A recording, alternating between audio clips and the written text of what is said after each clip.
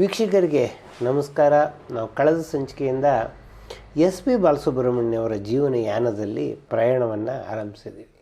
S P B ಬಗ್ಗೆ ಅನೇಕ ಕಲ್ಪನೆಗಳಿದೆ. ರಾಜ್ಕುಮಾರ್ ಯಾವಾಗಲೂ ಹೇಳ್ಕೊಳ್ಳೋರು, ನಂಗೆ ಸಂಗೀತ ಗೊತ್ತಿಲ್ಲ, ಏನೋ ಹಾಡ್ತೀನಿ ಅಷ್ಟೇ ಅಂಥೇಳಿ. ಭಾಳ ಜನ ನಿಜ ಅಂತ ಕೂಡ ಅಂದ್ಕೊಂಡಿದ್ದಾರೆ. ಆದರೆ ರಾಜ್ಕುಮಾರ್ನ ಹತ್ತಿರದಿಂದ ಬಲ್ಲವ್ರಿಗೆ ಗೊತ್ತು, ಅವರಿಗೆ ರಾಗಗಳು ಸೂಕ್ಷ್ಮಗಳು ಕೂಡ ಗೊತ್ತಿತ್ತು. ಸಣ್ಣ ಸ್ವರ ಸಂಚಾರ ವ್ಯತ್ಯಾಸ ಆದರೂ ಕೂಡ ಅವ್ರಿಗೆ ಗೊತ್ತಾಗೋದು. ಎಸ್ ಪಿ ಬಾಲಸುಬ್ರಹ್ಮಣ್ಯಂ ಕೂಡ ಹಾಗೇನೆ. ಅವ್ರು ಭಾಳ ಕಡೆ ಹೇಳ್ಕೊಂಡಿದ್ದಾರೆ, ನಂಗೆ ಸಂಗೀತ ಬರಲ್ಲ, ಸಂಗೀತ ಕಲ್ತಿಲ್ಲ ನಾನು ಅಂತೆಲ್ಲ ಹೇಳ್ಕೊಂಡಿದ್ದಾರೆ. ಅವರು ಶಾಸ್ತ್ರೀಯವಾಗಿ ಸಂಗೀತ ಕಲ್ತಿಲ್ಲ, ಅದು ನಿಜಾನೇ. ಹಂಗೆ ನೋಡಿದ್ರೆ ಬಹಳ ಜನ ಗಾಯಕರು ಶಾಸ್ತ್ರೀಯವಾಗಿ ಸಂಗೀತ ಕಲ್ತಿಲ್ಲ. ಆದರೆ ಎಸ್ ಪಿ ಬಾಲಸುಬ್ರಹ್ಮಣ್ಯಂಗೆ ಬಹಳ ಸೂಕ್ಷ್ಮವಾದ ರಾಗಜ್ಞಾನ ಇತ್ತು. ನಾನು ಅವರು ರಾಗಗಳನ್ನು ಗುರುತಿಸೋದು, ಆಮೇಲೆ ಯಾಕೋ ಈ ಸ್ವರ ಕುತ್ಕೊಳ್ತಾ ಇಲ್ವಲ್ಲ ಅಂತ ಹೇಳೋದನ್ನು ಕೇಳಿದ್ದೀನಿ. ಮತ್ತು ಬಹುಶಃ ನಾನು ಅದನ್ನು ಮುಂದಿನ ಸಂಚಿಕೆಗಳೆಲ್ಲ ಹೇಳ್ತೀನಿ. ಬೈರಾಗಿ ಭೈರವ ರಾಗದ ಬಗ್ಗೆ ಅವರು ಮತ್ತು ಆರ್ ಎನ್ ಜೆ ಗೋಪಾಲ್ ಚರ್ಚೆ ಮಾಡಿದಾಗ ನಾನು ಇದ್ದೇ ಅಲ್ಲ, ಹಾಜರಿದ್ದೆ. ಅವರಿಬ್ಬರಿಗೂ ಎಷ್ಟರ ಮಟ್ಟಿಗೆ ರಾಗದ ಬಗ್ಗೆ ಆಳವಾದ ಜ್ಞಾನ ಇದೆ ಅನ್ನೋದು ನಂಗೆ ಗೊತ್ತು. ಹಾಗಾಗಿ ಎಸ್ ಪಿ ಬಾಲಸುಬ್ರಹ್ಮಣ್ಯಂ ಶಂಕರಾಭರಣಂನಂಥ ಹಾಡುಗಳನ್ನು ಹಾಡೋದಕ್ಕೆ ಸಾಧ್ಯ ಆಗಿದೆ. ನಮ್ಮಲ್ಲಿ ಅದೊಂದು ಅಪಕಲ್ಪನೆಗಳು ಹುಟ್ಕೊಂಡ್ಬಿಡುತ್ತೆ, ಇಲ್ಲ ಅವ್ರಿಗೆ ಸಂಗೀತ ಬರ್ತಿರ್ಲಿಲ್ವಂತೆ. ಎಲ್ಲರೂ ಹೌದು, ಅವರೇ ಹೆಂಗೆ ಹೇಳ್ಕೊಂಡಿದ್ದಾರೆ ಸಂಗೀತ ಬರಲ್ಲ ನನಗೆ ಅಂಥೇಳಿ. ಎಸ್ ಪಿ ಬಾಲಸುಬ್ರಹ್ಮಣ್ಯಂಗೆ ಸಂಗೀತ ಬರ್ತಿತ್ತು ಅನ್ನೋದೊಂದು. ಎರಡನೇದು, ಅವರಿಗೆ ಸಾಹಿತ್ಯ ಬಹಳ ಅದ್ಭುತವಾಗಿ ಗೊತ್ತಿತ್ತು. ನಮ್ಮಲ್ಲಿ 30 ಭಾಷೆಯಲ್ಲಿ ಹಾಡಿದ್ದಾರೆ, 25 ಭಾಷೆಯಲ್ಲಿ ಹಾಡಿದ್ದಾರೆ ಅಂತೆಲ್ಲ ನಾವು ಪಟ್ಟಿ ಹೇಳ್ತೀವಿ. ಎಸ್ ಪಿ ಬಾಲಸುಬ್ರಹ್ಮಣ್ಯಂ 22 ಭಾಷೆಯಲ್ಲಿ ಹಾಡಿರೋದಲ್ಲ, ಅವ್ರಿಗೆ 22 ಭಾಷೆ ಕೂಡ ಬರ್ತಿತ್ತು ಅವರಿಗೆ. ಮತ್ತು ಪ್ರತಿ ಭಾಷೆಯ ಸೂಕ್ಷ್ಮಗಳನ್ನು ಅವ್ರು ಅರ್ಥ ಮಾಡ್ಕೊಳ್ಳೋರು. ಈ ಭಾಷೆಯಲ್ಲಿ ಈ ಪದಕ್ಕೆ ಏನು ಅರ್ಥ, ಅದರ ಕಲ್ಚರಲ್ ಕಾಂಟೆಕ್ಸ್ಟ್ ಏನು, ಇದನ್ನು ತಿಳ್ಕೊಳ್ಳೋರು. ಅದಕ್ಕೊಂದು ಬಹಳ ದೊಡ್ಡ ಉದಾಹರಣೆ, ಮಧ್ಯಪ್ರದೇಶದಲ್ಲಿ ಜಗಪುರಿ ಅಂತ ಒಂದು ಭಾಷೆ ಇದೆ. ಅದು ಬುಡಕಟ್ಟು ಜನಾಂಗದಲ್ಲಿ ಬಳಕೆಯಾಗ್ತಕ್ಕಂತಹ ಭಾಷೆ. ಮಧ್ಯಪ್ರದೇಶನಲ್ಲಿರುವವರಿಗೆ ಬಹಳ ಜನಕ್ಕೆ ಜಗಪುರಿ ಭಾಷೆ ಬರಲ್ಲ. ಆಮೇಲೆ ಆ ಭಾಷೆಯಲ್ಲಿ ಯಾವ ಸಿನಿಮಾಗಳು ಕೂಡ ಬಿಡುಗಡೆಯಾಗಲ್ಲ. ಹಿಂದಿ ಚಿತ್ರ ರಂಜಿನಿ ಅನ್ನೋದರಲ್ಲಿ ಈ ಜಗಪುರಿ ಭಾಷೆಯನ್ನು ಬಳಕೆ ಮಾಡಿದರು. ಕುತೂಹಲಕ್ಕೆ ಎಸ್ ಪಿ ಬಾಲಸುಬ್ರಹ್ಮಣ್ಯಂ ಈ ಜಗಪುರಿ ಭಾಷೆಯನ್ನು ಕಲ್ತಿದ್ದು ಮಾತ್ರ ಅಲ್ಲ, ಒಂದು ಟಿ ವಿ ಚಾನಲ್ನಲ್ಲಿ ಜಗಪುರಿ ಭಾಷೆಯಲ್ಲಿ ಒಂದು ಕಾರ್ಯಕ್ರಮ ನಡೆಸ್ಕೊಟ್ಟಿದ್ರು. ಎಸ್ ಪಿ ಅವರಿಗೆ ಬಹಳ ಪ್ರಿಯವಾದ 4 ಸಾಗಳಿದ್ದು. ಒಂದು ಸಂಗೀತ, ಒಂದು ಸಾಧನೆ, 3ನೇದು ಸರಳತೆ, 4ನೇದು ಸಹಜತೆ. ಅವರು ಡೈರಿನಲ್ಲಿ ಬರ್ಕೊಂಡಿದ್ರು. ಅವರು ಈ 4 ಸಾಗಳನ್ನು ಅವರು ಜೀವನದಲ್ಲಿ ನಂಬ್ಕೊಂಡಿದ್ರು. ಸಂಗೀತ ಬಿಟ್ಟು ಹಾಡಿರೋಕ್ಕೆ ಸಾಧ್ಯನೇ ಇಲ್ಲ. ಪ್ರತಿ ಹಾಡಿನ ಹಿಂದೆ ಒಂದು ಸಾಧನೆ ಇರಬೇಕು. ಹಾಡು ಸರಳವಾಗಿರಬೇಕು, ಕೇಳುವವರಿಗೆ ನಿಮಗೆ ಆಪ್ಯಾಯಮಾನವಾಗಿರಬೇಕು, ಸಹಜವಾಗಿರಬೇಕು. ಸರಳತೆ ಮತ್ತು ಸಹಜತೆ. ಆವಾಗಲೂ ನಾನು ಕೇಳಿದ್ದೀನಿ ಭಾಳ ಸಲ ಕಂಪೋಸಿಷನಲ್ಲಿ ಎಸ್ ಪಿ ಕೂತಾಗ, ಸರ್ ಇದು ಯಾಕೋ ಹೊಡಿತಾ ಇದೆ, ಇದು ಕಮ್ಯುನಿಕೇಟ್ ಆಗಲ್ಲ, ಸ್ವಲ್ಪ ಸರಳ ಮಾಡಿ ಅಂತ ಹೇಳೋರು. ಆಮೇಲೆ ಅವರು ಹಾಡನ್ನು ತೆಲುಗು ಲಿಪಿನಲ್ಲಿ ಬರ್ಕೊಂಡ್ಬಿಟ್ಟು 2 ಸಲ ರಿಹರ್ಸಲ್ ಮಾಡೇ ಮೈಕ್ ಮುಂದೆ ನಿಂತ್ಕೊಳ್ತಾಯಿದ್ರು. ನಾನು ಎಷ್ಟೋ ಕಾರ್ಯಕ್ರಮಗಳು ಅವ್ರನ್ನ ನೋಡಿದ್ದೀನಿ. ಎಂಥ ದೊಡ್ಡ ಸ್ಟೇಜ್ ಶೋ ಇರಲಿ, ಚಿಕ್ಕ ಕಾರ್ಯಕ್ರಮನೇ ಇರಲಿ, ಅದು ಕ್ಲಬ್ ಕಾರ್ಯಕ್ರಮನೇ ಇರಲಿ, ರಿಹರ್ಸಲ್ ಇಲ್ಲದೆ ಅವ್ರು ಹಾಡ್ತಾರೆ. ಪ್ರತಿ ಹಾಡನ್ನು ಕನಿಷ್ಠ 1 ರಿಹರ್ಸಲನ್ನಾದರೂ ಮಾಡಿ ಹಾಡ್ತಾಯಿದ್ರು. ಹೀಗಾಗಿ ಎಸ್ ಪಿ ಬಿ ಈ ಬಗ್ಗೆ ಹೇಳೋದಕ್ಕೆ ಸಾಕಷ್ಟು ಇದೆ.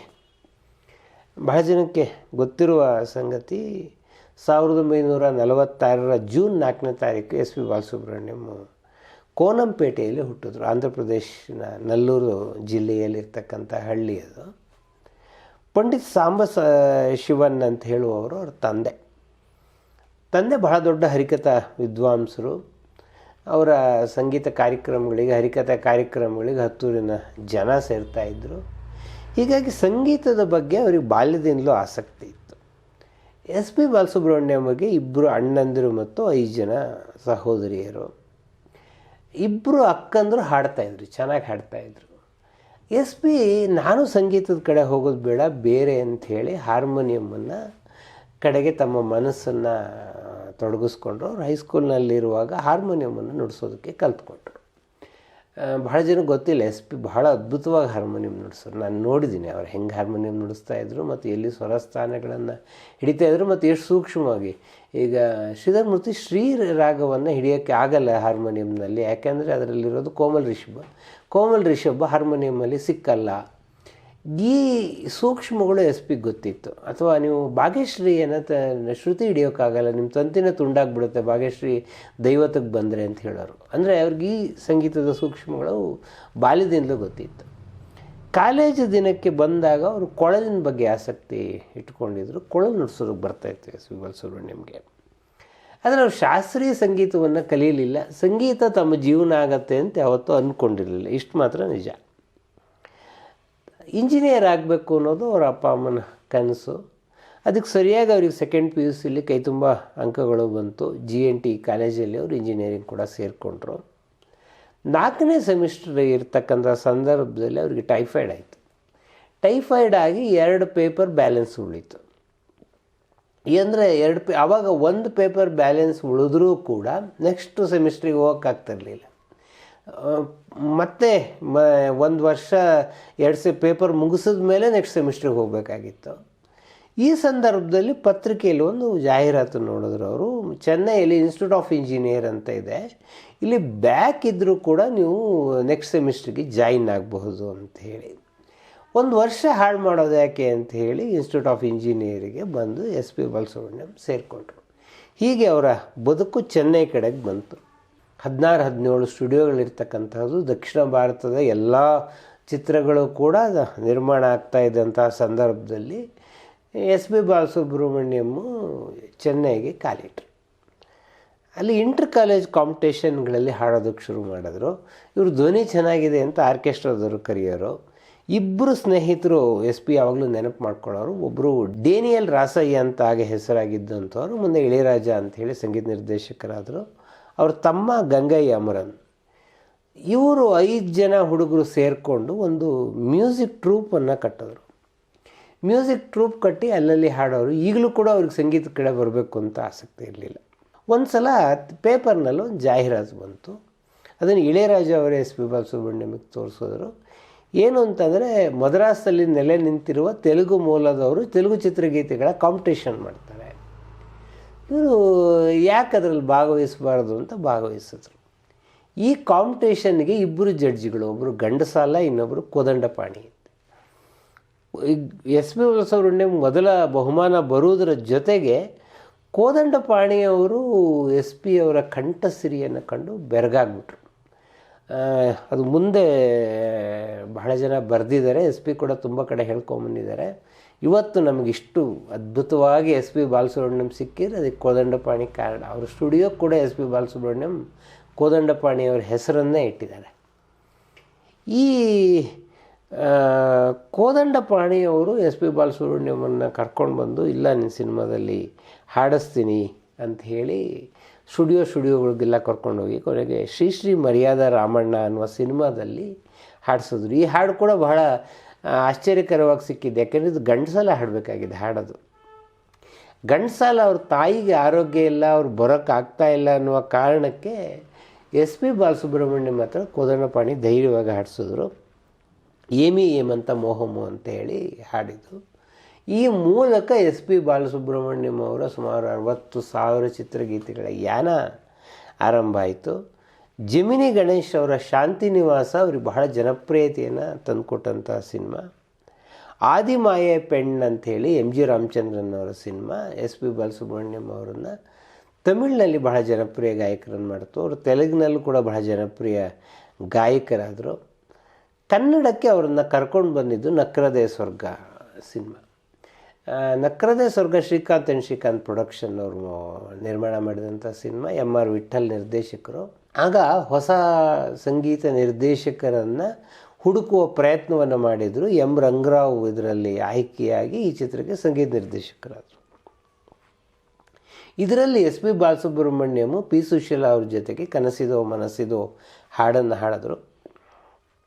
ಅದು ಮುಂದೆ ಗುರುರಾಜಲ್ ನಾಯ್ಡು ಅಂತ ಪ್ರಸಿದ್ಧವಾದ ಆಗಿನ ಅರುಣ್ ಕುಮಾರ್ ಮೇಲೆ ಈ ಚಿತ್ರ ಚಿತ್ರೀಕರಣಗೊಂತು. ಎಸ್ ಪಿ ಬಾಲಸುಬ್ರಹ್ಮಣ್ಯಂ ಅವರಿಗೆ ತೆಲುಗಿನಲ್ಲಿ ಅವಕಾಶ ಸಿಕ್ಕಿದಾಗಿ ಕನ್ನಡದಲ್ಲಿ ಬಹಳ ದೊಡ್ಡ ಪ್ರಮಾಣದ ಅವಕಾಶ ಸಿಕ್ಕಲಿಲ್ಲ ಆರಂಭದಲ್ಲಿ. ಹಾಗಾಗಿ ಅದು ಆಗ ಆ ಸಂದರ್ಭದಲ್ಲಿ ರಾಜ್ಕುಮಾರ್ ಅವ್ರಿಗೆ PB ಶ್ರೀನಿವಾಸ್ ಹಾಡ್ತಾಯಿದ್ರು. ಉಳಿದ ಕಲಾವಿದರಿಗೆ ಅಷ್ಟೊಂದು ಸಿನಿಮಾಗಳು ಇರ್ತಾ ಇರಲಿಲ್ಲ. ಗಾಂಧಿನಗರ ಸಿನಿಮಾದಲ್ಲಿ KSL ಸ್ವಾಮಿ ಅವರು ಒಂದು ಸಲ ತೆಲುಗು ರೆಕಾರ್ಡಿಂಗನ್ನು ಎಸ್ ಪಿ ಬಾಲಸುಬ್ರಹ್ಮಣ್ಯಂ ಮಾಡ್ತಾ ಇದ್ದಿದ್ದನ್ನು ನೋಡಿ ಯಾಕೆ ಹಾಡಿಸ್ಬಾರ್ದು ಇವನ ಹತ್ರ ಅಂಥೇಳಿ ಒಂದು ಬ್ಯಾಕ್ಗ್ರೌಂಡ್ ಸಾಂಗ್ ಹಾಡಿಸ್ತೀನಿ ಅಂತ, ಕಾಣದ ಊರಲ್ಲಿ ನೀ ಕುಳಿತಿರುವೆ ಹಾಡನ್ನು KSL ಸ್ವಾಮಿ ಹಾಡಿಸಿದ್ರು. ಹಾಡಿಸಿ ಬಹಳ ಇಷ್ಟ ಆಯಿತು. ರಾಜ್ಕುಮಾರ್ ಅವ್ರ ಕಣ್ಣಿಗೆ ಎಸ್ ಪಿ ಬಾಲಸುಬ್ರಹ್ಮಣ್ಯಂ ಬಂದಿದ್ದು ಕೂಡ ಈ ಹಾಡಿನ ಸಂದರ್ಭದಲ್ಲೇ. ಮುಂದೆ ರಾಜ್ಕುಮಾರ್ ಅವರಿಗೆ ಈ ಥರದ ಬ್ಯಾಕ್ಗ್ರೌಂಡ್ ಸಾಂಗ್ಗಳು 2-3 ಎಸ್ ಪಿ ಹಾಡಿದ್ದಾರೆ. ಅದಕ್ಕಿದು ನಾಂದಿ ಆಯಿತು. ಗಗನದಿ ಹಾರುತ್ತಿದೆ ಅಂಥೇಳಿ ಕಾಡಿನ ರಹಸ್ಯದ ಹಾಡನ್ನು ಸತ್ಯಂ ಮಾಡಿಸಿದ್ರು. ಸತ್ಯಂ ಮತ್ತು ಎಸ್ ಪಿ ಬಾಲಸುಬ್ರಹ್ಮಣ್ಯಂ ತೆಲುಗಿನಲ್ಲೂ ಮತ್ತು ಕನ್ನಡದಲ್ಲೂ ಬಹಳ ದೊಡ್ಡ ಜೋಡಿ. ಈ ಜೋಡಿ ಅನೇಕ ಅದ್ಭುತವಾದ ಹಾಡುಗಳನ್ನು ನಮಗೆ ಕೊಟ್ಟಿದೆ. ಸತ್ಯಮ್ಮು ಕನ್ನಡದಲ್ಲಿ, ನಾನು ಸತ್ಯಂ ಬಗ್ಗೆ ಒಂದು ಸರಣಿ ಮಾಡಿದ್ದೀನಿ, ಅದರಲ್ಲಿ ಅದನ್ನು ಹೇಳಿದ್ದೀನಿ. ನಾನು ಭಾಳ ಪ್ರಯೋಗಶೀಲ ಸಂಗೀತ ನಿರ್ದೇಶಕರು, ಶಂಕರ್ ಜೆ ಕಿಶನ್ ಜೊತೆ ಕೆಲಸ ಮಾಡಿದಂಥವರು ಸೆಕೆಂಡ್ ಫಾಲೋವನ್ನು ಕನ್ನಡದಲ್ಲಿ ತರಬೇಕು ಅಂತ ಭಾಳ ಪ್ರಯತ್ನವನ್ನು ಮಾಡ್ತಾಯಿದ್ರು.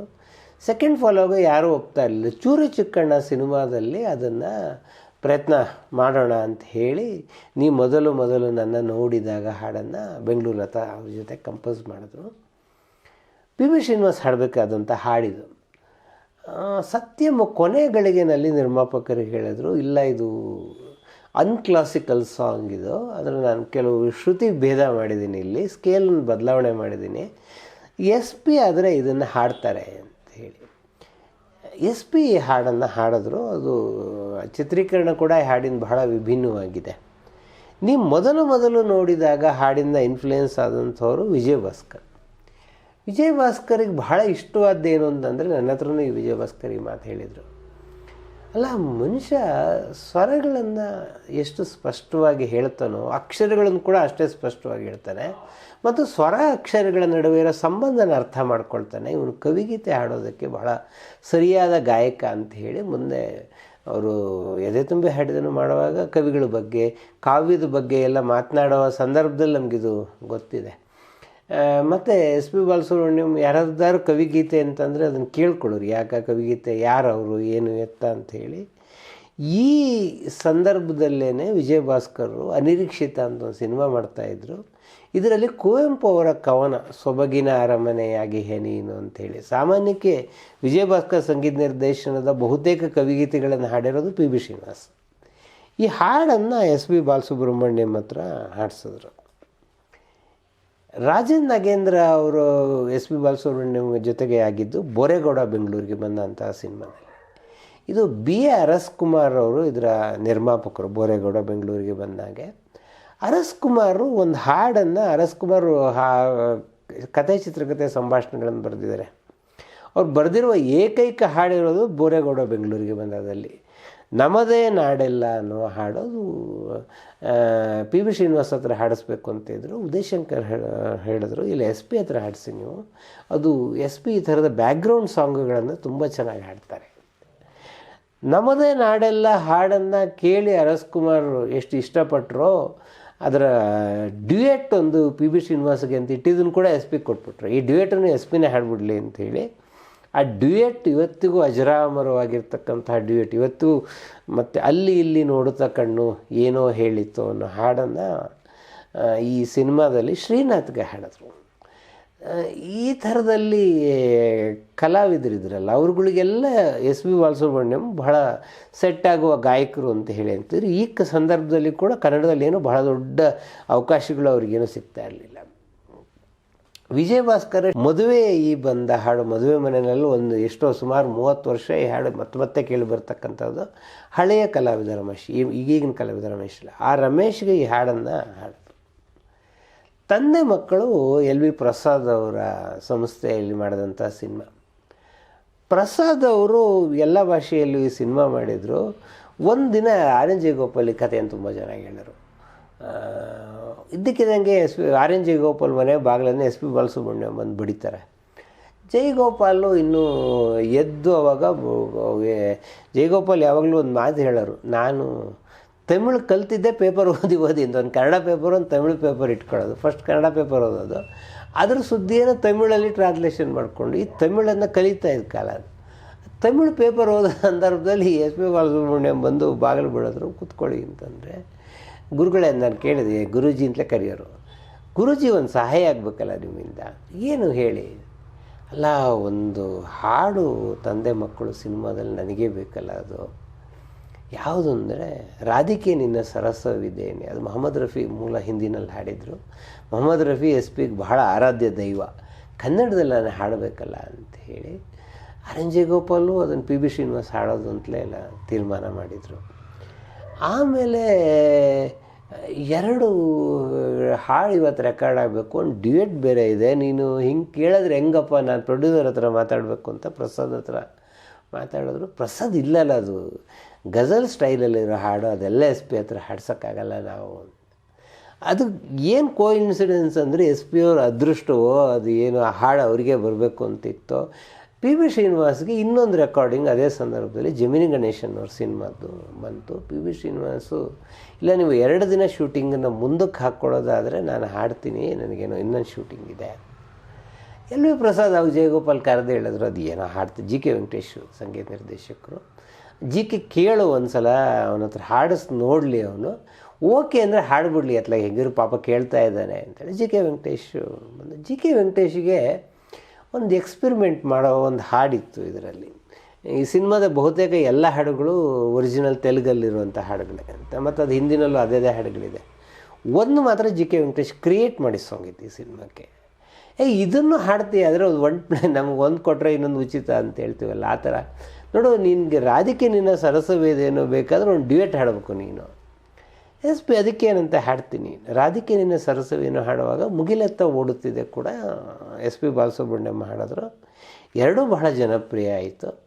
ಅದಾದ ಮೇಲೆ ಜಿ ಕೆ ವೆಂಕಟೇಶು ಒಂದು ಸ್ವಲ್ಪ ಎಸ್ ಪಿ ಬಾಲಸುಬ್ರಹ್ಮಣ್ಯಮನ್ನು ನಂಬೋದಕ್ಕೆ ಶುರು ಮಾಡಿದ್ರು. ಅವರ ಸಿನಿಮಾಗಳಲ್ಲಿ ಅವಕಾಶ ಕೊಡೋದಕ್ಕೆ ಶುರು ಮಾಡಿದ್ರು. ಹೀಗೆ ಇದು ಸುಮಾರು 1967ರಿಂದ 72 ನಡುವೆ 5 ವರ್ಷಗಳಲ್ಲಿ ಕನ್ನಡದ ಎಲ್ಲ ಪ್ರಮುಖ ಸಂಗೀತ ನಿರ್ದೇಶಕರಲ್ಲಿ ಒಂದೊಂದು ಹಾಡು, ಅದು ಬಹಳ ದೊಡ್ಡ ಗೊಂಚಲೇನೂ ಅಲ್ಲ, ಒಂದೊಂದು ಹಾಡನ್ನು ಹಾಡ್ತಾ ತಮ್ಮ ಮಹತ್ವವನ್ನು ಎಸ್ ಪಿ ಬಾಲಸುಬ್ರಹ್ಮಣ್ಯಂ ಸಾರ್ತಾ ಬಂದರು. ನ್ಯಾಯವೇ ದೇವರು ಸಿನಿಮಾ ಮಾಡುವಾಗ ರಾಜನ್ ನಾಗೇಂದ್ರ ದ್ವಾರಕೀಶಿಗೊಂದು ಹಾಡಿದೆ, ಅದು ಎಸ್ ಪಿ ಹತ್ರ ಹಾಡ್ಸೋಣ. ಈ ಸಾಮಾನ್ಯಕ್ಕೆ ದ್ವಾರಕೀಶಿಗೆ ನರಸಿಂಹರಾಜಿಗೂ ಇರೋ ಹಾಡುಗಳನ್ನೆಲ್ಲ ಪೀಠಾಪುರಂ ಹತ್ರ ಹಾಡಿಸೋ. ಯಾಕೆ ಹಾಡಿಸ್ಬಾರದು? ಪರಮಾತ್ಮ ಆಡಿಸಿದಂತೆ ಆಡುವೆ ನಾನು. ಇದೇ ರಾಜನ್ ನಾಗೇಂದ್ರ ನಾರಿ ಮುನಿದರೆ ಮಾರಿಗೆ ಬಂದಾಗ ನರಸಿಂಹರಾಜು ಹಾಡನ್ನು ಯಾಕೆ ಎಸ್ ಪಿ ಬಾಲಸುಬ್ರಹ್ಮಣ್ಯಂ ಹತ್ರ ಹಾಡಿಸ್ಬೋದು? ನಮ್ಮೂರ್ನಾಗ ನಾನೊಬ್ಬನೇ ಜಾಣ ಅಂತ ನರಸಿಂಹರಾಜು ಹಾಡಿ, ಅದನ್ನು ಎಸ್ ಪಿ ಬಾಲಸುಬ್ರಹ್ಮಣ್ಯಂ ಹತ್ರ ಹಾಡಿಸಿದ್ರು. ಜಯಗೋಪಾಲ್ ಯಾವಾಗಲೂ ಹೇಳೋರು, ನರಸಿಂಹರಾಜು ಭಾಳ ಜನ ಹಾಡಿದ್ದಾರೆ, ಭಾಳ ಥರದಲ್ಲಿ ಹಾಡಿದ್ದಾರೆ, ಆದರೆ ನನಗೆ ಎಸ್ ಪಿ ನರಸಿಂಹರಾಜುಗೆ ಹಾಡಿದ್ದಿದೆಯಲ್ಲ ಅದು ಬಹಳ ಸೂಟ್ ಆಗುತ್ತೆ ಅಂತ. ಇದು ಮುಂದೆ ಇದು ಬಹಳ ಆರಂಭಿಕ ಘಟ್ಟದ ಬಗ್ಗೆ ನಾನು ಮಾತಾಡ್ತಿದ್ದೀನಿ. ಮುಂದಿನ ಕಾಲಘಟ್ಟ ಬಂದಾಗ ಎಸ್ ಪಿ ಬಾಲಸುಬ್ರಹ್ಮಣ್ಯಂ ನಾಯಕ ನಟರು ಯಾವ ಸ್ಟೈಲ್ನ ನೀವು ಬಹಳ ಸಲ ಇದನ್ನು ಗಮನಿಸ್ಬೋದು. ಅನಂತ್ನಾಗಿಗೆ ಎಸ್ ಪಿ ಬಾಲಸುಬ್ರಹ್ಮಣ್ಯಂ ಹಾಡಿದ್ರೆ ಅದು ಅನಂತ್ನಾಗ್ ಸ್ಟೈಲಲ್ಲೇ ಇರುತ್ತೆ, ಅಥವಾ ಅಂಬರೀಷ್ಗೆ ಹಾಡಿದ್ರೆ ಅಂಬರೀಷ್ ಸ್ಟೈಲಲ್ಲೇ ಇರುತ್ತೆ, ಅದು ವಿಷ್ಣುವರ್ಧನ್ಗೆ ಹಾಡಿದ್ರೆ ವಿಷ್ಣುವರ್ಧನ್ ಸ್ಟೈಲಲ್ಲೇ ಇರುತ್ತೆ. ಇದು ಈ ಸ್ಟೈಲನ್ನು ಎಸ್ ಪಿ ಬಾಲಸುಬ್ರಹ್ಮಣ್ಯಂ ಅವರೊಬ್ಬ ಕಲಾವಿದರು ಕೂಡ ಆಗಿದ್ದರಿಂದ ಅದನ್ನು ಇಟ್ಕೊಂಡ್ರು. ಹೀಗೆ ಬೇರೆ ಬೇರೆ ನಟರ ಶೈಲಿಯನ್ನು ಮಾಡುವಾಗ ನಮಗೆ ರಾಜ್ಕುಮಾರ್ಗೆ ಹೇಗೆ ಪಿ ಬಿ ಶ್ರೀನಿವಾಸ್ ವಾಯ್ಸ್ ಆಗಿದ್ರು, ಶರೀರ ಶಾರೀರದ ಸಂಬಂಧ ಅಂತ ಹೇಳ್ತೀವಲ್ಲ, ಹಾಗೆ ವಿಷ್ಣುವರ್ಧನ್ ಅವರಿಗೆ ಎಸ್ ಪಿ ಬಾಲಸುಬ್ರಹ್ಮಣ್ಯಂ ವಾಯ್ಸ್ ಆಗಿದ್ರು. ಈ ಕಾಂಬಿನೇಷನ್ನಿಂದ 812 ಹಾಡು ಬಂದಿದೆ ಅಂದರೆ, ಅದು ಕೆಲವೆಲ್ಲ ಅಂತೂ ಅದ್ಭುತವಾದ ಹಾಡುಗಳು ಬಂದಿದೆ ಅಂದರೆ ಈ ಸಂಬಂಧ ಹೆಂಗಿತ್ತು ಅಂತ ನೀವು ಅರ್ಥ ಮಾಡ್ಕೋಬೋದು.